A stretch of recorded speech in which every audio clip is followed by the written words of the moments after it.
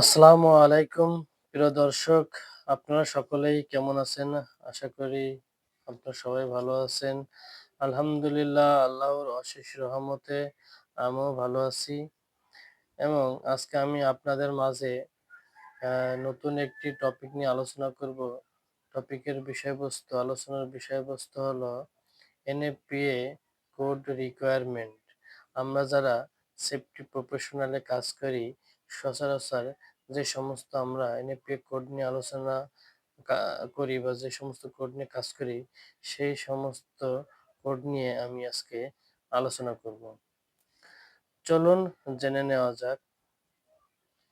NFPA 10, আমরা যে সমস্ত এনএফপিএ কোড নিয়ে কাজ করি তার ভিতরে এনএফপিএ 10 এনএফপিএ 10 হলো installation of portable fire extinguisher.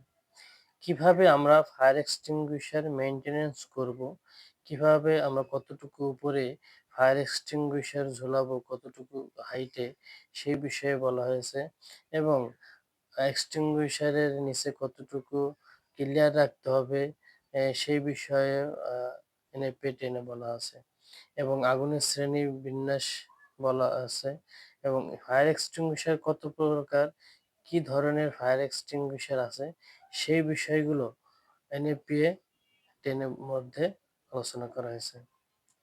চলুন এবার জেনে নিই এনএফপিএ 13। এনএফপিএ 13 ভিতরে বলা হয়েছে ইনস্টলেশন অফ ফায়ার স্প্রিংকলার। কিভাবে আমরা ফায়ার স্প্রিংকলারটা ইনস্টলেশন করব, কিভাবে পাইপ শিডিউলটা মেনটেন করব, ডিজাইন ড্রয়িং বিষয়ে এনএফপিএ ডিজাইনের বিষয়ে ডিজাইন ড্রয়িং নিয়েও এনএফপিএ 13তে আলোচনা করেছে। ফায়ার এক্সটিংগুইশারের ফায়ার স্প্রিংকলারের ফিটিংস গুলো কেমন হবে সেই বিষয়ে এনএফপিএ 13তে বলা হয়েছে এবং ফায়ার স্প্রিংকলার কোথায় কোথায় বসবে এই বিষয়েও এনএফপিএ 13তে বলা হয়েছে।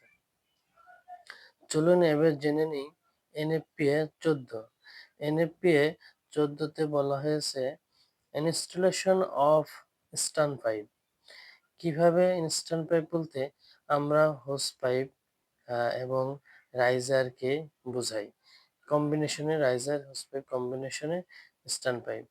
কিভাবে আমরা হাইড্রোলিক ক্যালকুলেশন করব এবং হোস সিস্টেম কিভাবে মেনটেন করব, কতটুকু উচ্চতায় ল্যান্ডিং বাল্ব দিব এবং কত কত জিপিএম এর পাম্প লাগবে এবং রাইজার কত জিপিএম এর উপর ভিত্তি করে রাইজার স্থাপন করতে হবে, রাইজার উঠাতে হবে, সেই বিষয়ে এনএফপি 14তে বলা আছে। আশা করি আপনারা বুঝতে পেরেছেন। আবার নেক্সট টাইমে আরো এনএফপিএ কোড নিয়ে আমি আলোচনা করব।